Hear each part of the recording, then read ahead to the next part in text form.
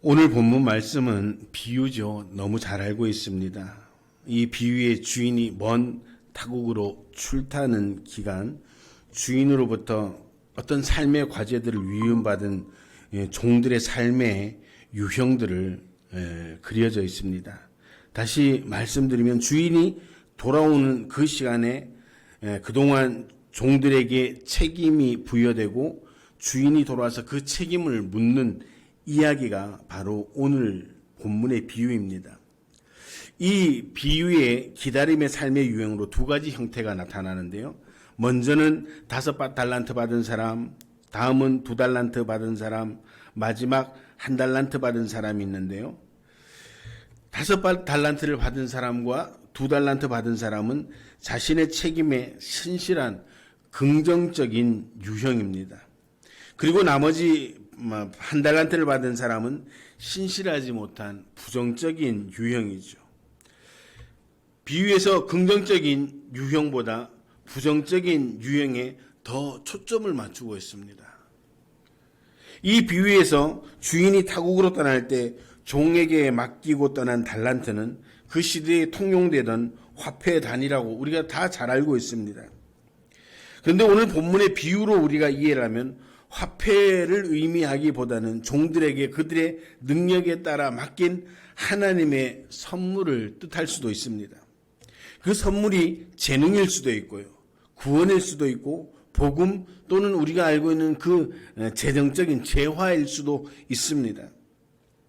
이렇게 비유의 내용을 다시 한번 살펴보면 주인이 타국에 떠날 때 세 종을 불러서 각자의 능력에 따라서 한 사람에게는 5달란트, 한 사람에게는 2달란트, 다른 한 사람에게는 1달란트를 맡겨줬어요. 근데 오늘 본문을 보면 5달란트 받은 사람, 2달란트 받은 사람은요, 받은 즉시 나가서 뭘 했다고 그래요?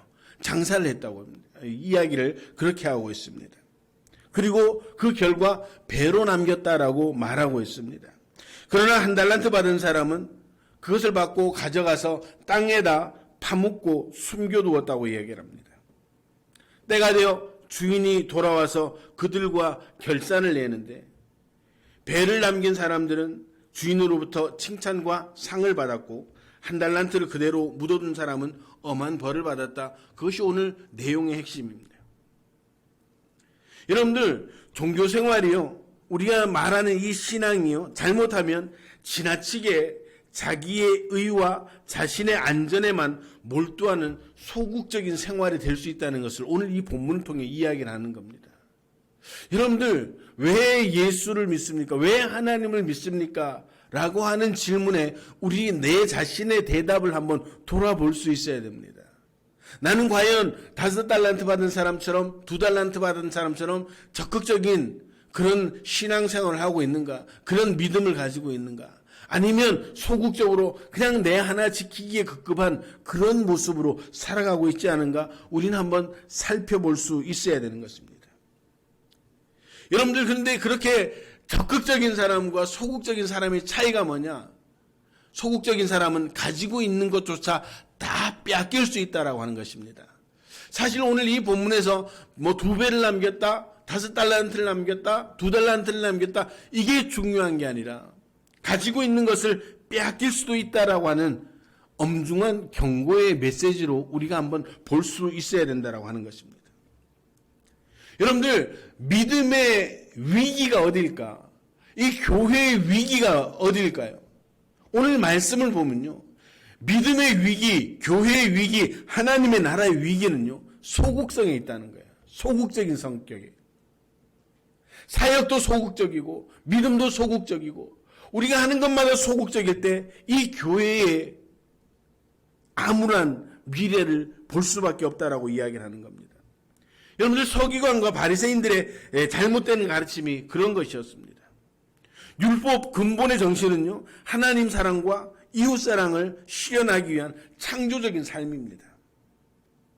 그런데 율법은요 그렇지 않았죠. 율법이 아니라 서기관과 바리새인들은 그렇지 않았죠. 소극적이에요. 내 믿음만 지키고 나만 구원받으면 된다. 요즘 말로 하면 나만 구원받으면 나만 아니면 되지라고 하는 그런 소극적인 그런 신앙교육, 믿음의 교육이 있었다라고 하는 것이죠. 그래서 내 의만 드러나면 되고 나만 안전하면 되고, 여러분들 그런 신앙을 가지고는 열매 맺을 수 없다는 것을 오늘 분명하게 말하고 있습니다. 하나님께 인정받는 사람, 교회에서 인정받는 사람, 목회자와 지체들에게 인정받는 사람의 특징이 뭐냐? 여러분들 적극적이고 창조적인 삶을 살게 된다라고 하는 것입니다. 열매 맺는 삶이 바로 그런 사람, 그런 성도들로부터 시작되어진다는 것입니다. 그런 삶에서 그런 삶의 태도를 가지게 되면요, 잃어버리지 않고 더욱 충만한 하나님께서 주시는 기쁨을 경험하게 된다고 말하는 겁니다. 오늘 비유에서 무릇 있는 자는 받아 풍족하게 되고 없는 자는 그 있는 것까지 빼앗기리라고 말씀하십니다. 여기서 있는 자는 주인으로부터 받은 그 달란트를 가지고 배를 남긴 사람이고, 없는 사람이라는 것은 주인의 것을 그대로 그냥 숨겨두었다가 다시 다시 돌려주는 그 종을 이야기를 하는 겁니다. 그 한 달란트라고 하는 것, 준 것마저도 빼앗길 수 있다라고 하는 사실을 우리가 명심해야 됩니다.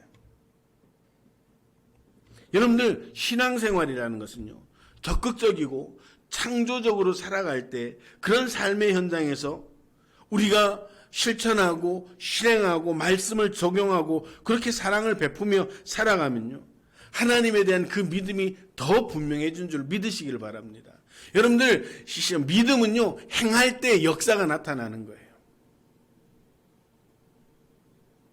우리는 성경을 보면서 많은 기적과 표적들을 봅니다. 그리고 우리는 기도하죠. 하나님, 나도 이런 기적과 표적의 주인공이 되게 해주십시오. 그런데 우리가 이 시대에도 보면 이렇게 성경과 같은 기적과 표적이 나타난다는 것, 여러분들은 간증을 통해서 알 수가 있죠.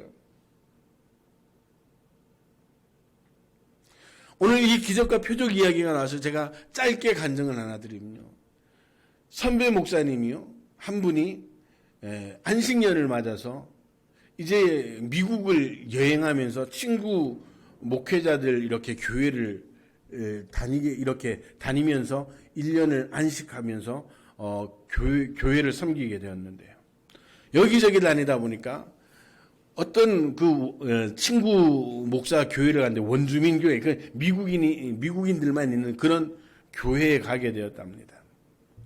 근데 그때 마침 그 친구 목사님이 몸이 편찮으셔서 그 교회를 설교를 할 수가 없게 되었어요.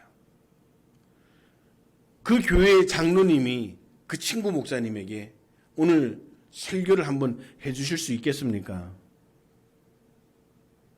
그런데 이 목사님이요, 뭐 영어를 전혀 못하지는 않았지만 유창하게 설교를 할 정도는 되지 않아서 좀 머뭇거리고 있었답니다. 그래서 제가 영어를 잘 못합니다. 그러니까 그 장로님이 괜찮습니다. 그냥 목사님이 한국어로 하셔도 되고 뭐 좋진 않아도 그렇게 영어로 더듬더듬 하셔도 됩니다. 근데 이 목사님이요, 장로님이 한국어로 해도 된다라고 하는 이 말에요, 힘이 나더래요. 한국어로 그래도 내가 뭐 설교를 하면 그래도 해볼만 하지 않겠어? 그래가지고요, 그날 주일날 설교를 한대요. 한국어로 유창하게 했답니다. 원주민들은 한국어를 모르잖아요. 그냥 계속 목사님 얼굴을 보고 있었다는 거예요. 근데 예배를 마치고 내려가서 인사를 하는데요, 목사님 영어를 그렇게 유창하게 하십니까? 놀라가지고 아멘들도 못하시네. 여러분들, 이 시대에도 아직도 그런 표적이 있다는 거예요.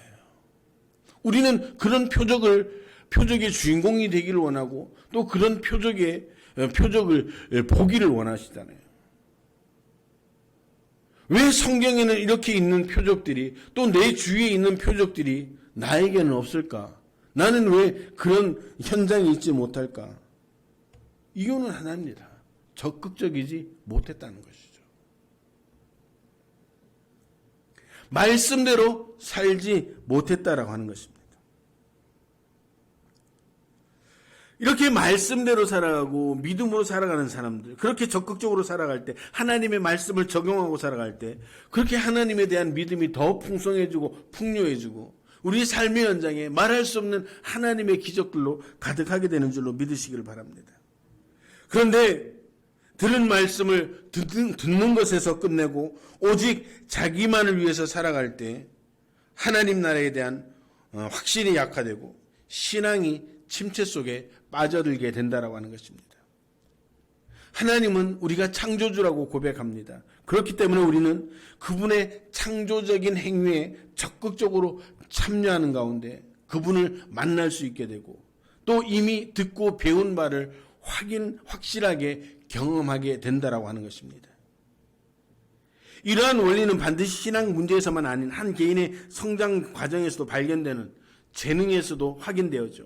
태어날 때부터 예능에 소질이 탁월한 사람일지라도 그것을 개발하고 지속적으로 연마하지 않으면 무용지물이 되는 것입니다.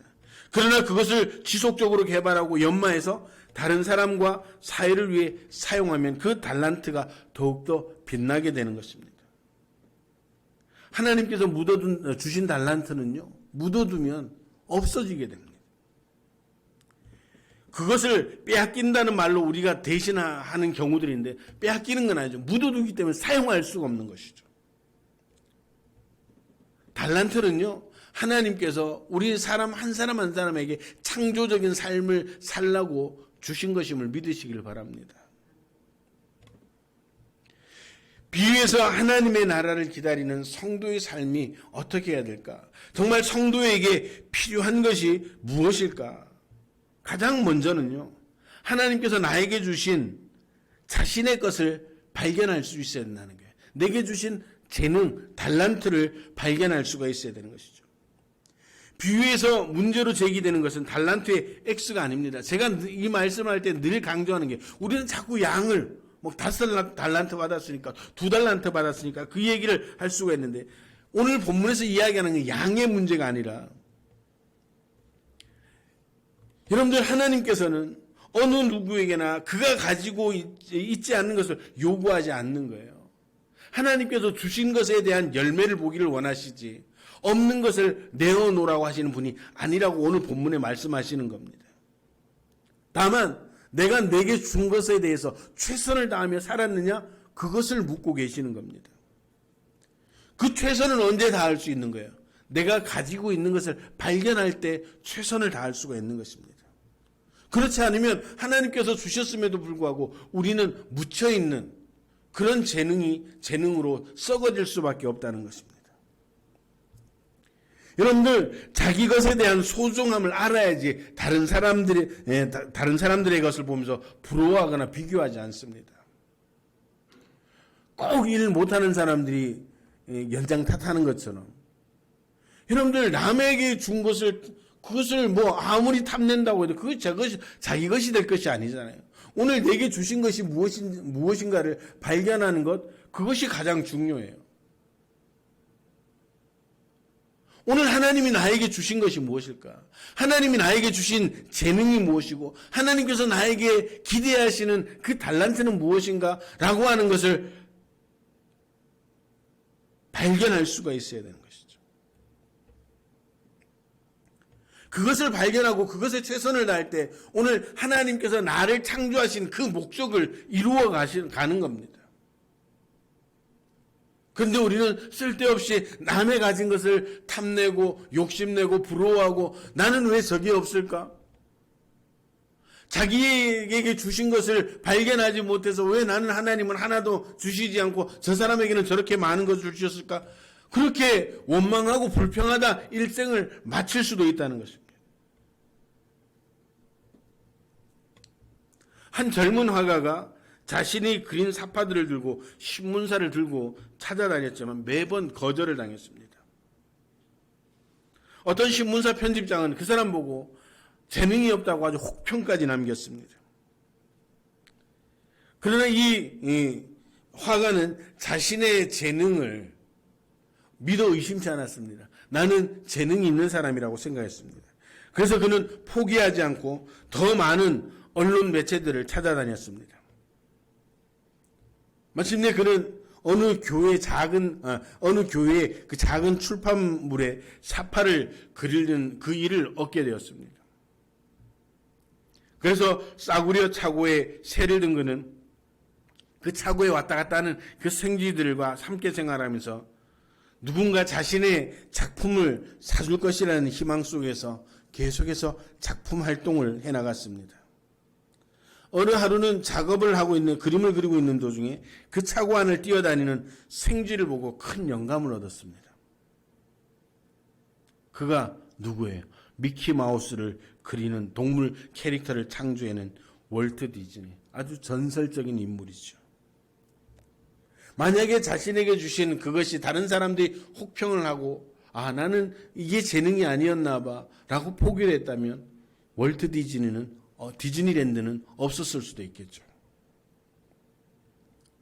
사랑하는 성도 여러분, 하나님께서 우리에게 주신 것을 발견하시기를 바랍니다. 타인에게 주어진 것은 그 사람의 것이죠. 하나님은 이 땅에 살아가는 우리에게 한 가지 이상의 장점 내지는 잘할 수 있는 것을 주신 것을 믿으시기를 바랍니다.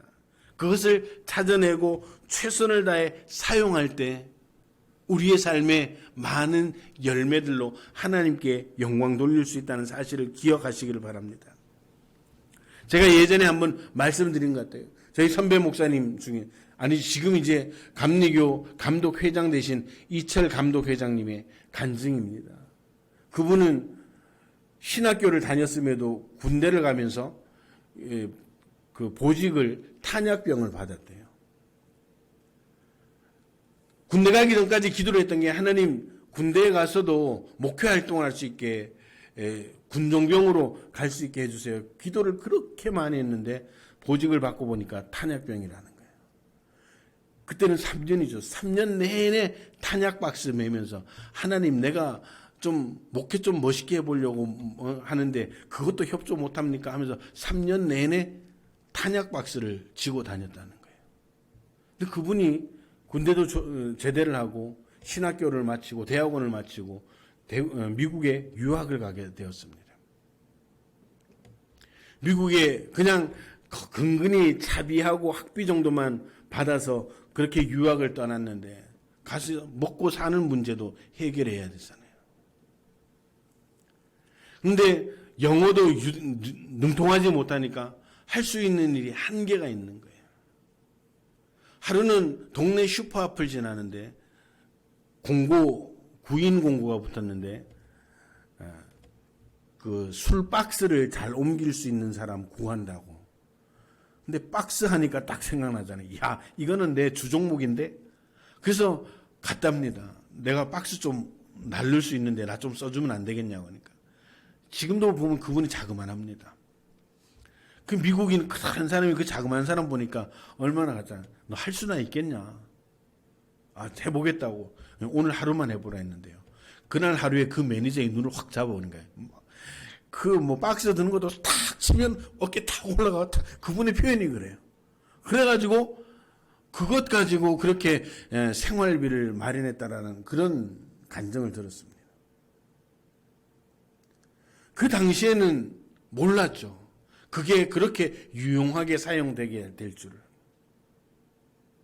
그분의 고백이 그렇습니다. 그 탄약 박스를 나르는 것이 나에게 훈련이었다. 내 뜻이 아니라 하나님의 뜻이었다라고 그렇게 고백을 했습니다. 오늘 우리에게 주신 것이 아무리 하찮은 것일지라도 하나님께서 주셨다라고 고백하고 그것을 최선을 다하고 그것으로 우리가 노력할 때 하나님은 그 재능을 통해서 영광을 받으시고 우리가 하나님께서 살아계심을 나타낼 수 있는 그런 좋은 방법이 된다는 사실을 믿으시길 바랍니다. 오늘 저와 여러분들이 가장 먼저 해야 될 것은 오늘 하나님이 나에게 가장 잘할 수 있는 것이 무엇을 주셨는지, 나에게 어떤 재능을 주셨는지 그것을 발견하는 것이 중요하다는 사실을 기억하시고 발견하셔서 하나님 앞에 쓰임받는 그리고 열매 맺는 그런 성도들 되시기를 주님의 이름으로 축원합니다. 그리고 성도들에게 요구되는 것이 필요한 것은 신실성입니다. 오늘 비유에서 5달란트, 2달란트 받은 자들에 대한 보상은 주인이 그들에게 더 많은 일을 맡기겠다는 것과 주인과 함께 기쁨을 누리게 하겠다는 것이었습니다. 주인은 종이 장사를 해서 남긴 달란트 액수를 자랑하지 않고 그들의 신실성을 칭찬을 하셨습니다. 여러분들, 이 신실성이라는 건요, 정직성과 관련이 됩니다. 우리 사회는요, 정직하면 많은 것을 잃어버리게 되고 손해본다는 것이 그렇게 인식이 되어 있어요. 그래서 가급적이면 속이고 숨기려고 합니다. 근데 그 속이고 숨기는 것이 드러나면서 얼마나 많은 사회 문제를 발생시키고 있습니까? 그러니까 나 자신을 숨기고 나의 경력을 숨기고 이 모든 것을 자꾸 숨기다 보니까요, 사람들의 관계도 피상적이 되는 거예요. 누구에게 내 삶을 툭 털어놓고 얘기할 수 없는 거예요. 왜? 내가 속였던 것이 드러날까 봐. 그러니까 사람과 사람 관계에는 피상적이고 요식적이고 그냥 얼굴만 보는 그런 관계가 되는 겁니다. 근데 하나님 나라에서는 그렇지 않죠. 하나님 나라에서는 하나님과의 관계에서 또 자기 자신과의 관계에서 이웃과의 관계에서 정직할 때 더 풍성히 살아갈 수 있다는 것입니다. 여러분들, 창세기에 아담과 하와가 더 정직했더라면, 신약 성경의 사도행전의 아나니아와 삽비라 부부가 좀 더 정직했더라면 아마 이 세계 역사가 또 그들의 개인의 인생이 파국을 맞지 않을 수도 있지 않았을까요? 성서적 의미에서 정직은 영적 성숙의 정도입니다. 영적 성숙 없이는 하나님 나라의 기쁨에 참여할 수가 없습니다. 하나님 나라는요, 정직한 자의 것입니다. 핑계나 책임이나 회피나 원망은 하나님께서 주신 이 기회를 놓치게 됩니다. 하나님은요, 지나간 일에 대해서 관대하십니다. 그리고 앞으로 할 일에 관심을 갖습니다. 그래서 지나간 일에 대해서 회개하는 모든 회개를, 그 죄를 용서해 주시겠다라고 그렇게 말씀하시는 겁니다. 하나님 앞에 잘못을 감춘다고 감추어지는 게 아닙니다. 오히려 잘못에 대해 회개하고 은혜를 구할 때 우리의 삶이 더 빛날 수 있다는 사실을 기억하시길 바랍니다. 그래서 우리는 신실해야 되는 겁니다. 그래서 우리는 하나님 앞에, 사람들 앞에 정직할 수 있어야 됩니다. 오늘 저와 여러분들이 그런 신실함과 정직함이 있어서 정말 하나님께 영광 돌리고 이 교회를, 하나님의 나라를 확장시켜 나갈 수 있는 믿음의 성도들 되시기를 주님의 이름으로 축원합니다. 그리고 마지막으로 성도들에게 필요한 것은요, 모험입니다. 1달란트 받은 사람이 문제되었던 것은요, 그가 주인으로부터 받은 달란트를 잃어버리는 것이 아니라 잃어버리더라도 그것을 가지고 모험하지 않았기 때문에 주인에게 책망을 받았습니다. 하나님께서 요구하시는 것은 물질에 대한 욕심에서 비롯되는 투기가 아닙니다. 삶의 의미와 목적을 향한 모험을 요구하시는 겁니다. 너가 얼마나 많은 것을 남겼냐? 너가 얼마나 높이 올라갔냐? 얼마나 많이 배웠냐? 얼마나 많은 일을 했냐? 하나님의 관심은 그거에 아니에요. 오늘 삶의 현장에 나가서 실패하더라도 그 실패를 두려워하지 않고 모험을 하려고 하는, 믿음으로 한번 살아보겠습니다 라고 그렇게 외치는 자들을 통해서 하나님의 나라를 확장하는 겁니다. 우리가 잘 알고 있는 다윗은 여러분들 골리앗이라는 엄청난 상대를 앞두고 있었습니다. 여러분들, 다른 이스라엘 모든 군대들은요, 그 골리앗 앞에 숨어 있었습니다. 저 골리앗이 지나가고 나면 후일을 기약하자 후일이 있었겠습니까? 없었습니다. 다윗은 그 엄청난 골리앗을 앞에 두고요, 모험을 한 겁니다. 너는 칼과 단창으로 내게 오거니와 나는 거룩한 하나님 만군의 여호와의 이름으로 내게 간다. 여러분들, 그건 모험이었습니다. 그런데 그 모험에 하나님께서 힘을 실어주셔서 그는 생각지 못했던, 상상치 못했던 승리의 기쁨을, 그리고 그 이스라엘 민족들에게 그 기쁨을 함께할 수 있었다는 것입니다. 우리는 살아가면서 언제나 모험을 거부하고 이미 우리가 가지고 있는 것을 그대로 좀 안일하게 보존하려고 하는 유혹을 많이 받죠. 그냥 이 정도만 믿으면 되지 뭐. 이 정도만 내가 하면 되지. 하나님 옆에 이 정도만 하면 내가 최선을 다했다고 말할 수 있지 않겠어? 하나님은요, 거기서 한 발 더 나가기를 바라십니다. 내 삶이 흔들리는 그 현장, 그 모험의 현장까지 나갈 때 거기에 하나님의 은혜가 임하고 하나님의 역사가 나타나게 된다라고 하는 것입니다. 우리가 잘 알고 있는 아브라함은요, 정말 하나님의 말씀대로 그 인생에 모험을 걸었습니다. 아마 그 모험을 거부했다면 하나님께서 그에게 주시기로 약속한 그 복된 미래를 얻지 못했겠죠. 아브라함은 하나님을 믿고 모험의 길을 떠났습니다. 근데 우리는 가끔씩 생각하는 게 하나님이 그렇게 가라고 했으면 그 앞길을 탄탄대로라고 생각해서 하는 경우들이 많은데, 아브라함 아닌 믿음이 많은 선배들 보면 결코 그렇지 않은 거죠. 그 모험의 삶에는 정말 생명을 걸어야 될 만한 그런 사건들도 위기도 있었습니다. 그래서 그 모험의 길에서 인간의 나약성을 그대로 아브라함은 드러내기도 했습니다. 그러나 하나님 안에 순종하는 그 믿음으로 모험을 떠났기 때문에 실수를 범했지만 하나님은 결국 이 사건 저 사건을 통해서 다 아브라함을 복된 인생으로 세워주셨다는 것을 우리는 알 수가 있습니다. 제가 오늘 설교를 시작하면서도 말씀드렸지만 제가 목회자가 되어 살아오면서 지금까지의 과정이, 삶의 과정이, 목회의 과정이 모험이었다라고 말을 해도 과언은 아닙니다. 목회 현장에서 이루어지는 모험은 매우 다양합니다. 새로운 사람을 만나고 새로운 신학 서적을 읽고 매일 묵상하고 주일마다 새로운 설교에 준비하는 이 모든 것들이 제 일생의 모험이었습니다. 저도 그 모험하는 삶 가운데서 많은 실수도 하였고 정말 잠을 이루지 못했던 그런 밤도 있었습니다. 그리고 내가 계속 목회를 해야 되는가라고 하는 그런 회의도 있었고 좌절감도 느껴보았습니다. 그러나 그 가운데서도 여전히 하나님께서 저와 함께 하심을 경험했고 그 하나님의 동행하심을 통해 오늘 여기까지 오게 되었습니다. 거기에 힘을 더하신 분들이 여러분들입니다. 저를 위해 더 기도해야 될 이유가 거기 있는 겁니다. 아니면 저는 말씀의 무게에 눌려서 살아갈 수가 없습니다. 우리의 믿음뿐만 아니라 인간의 삶 자체가 모험이죠. 위기, 늘 따라다니죠.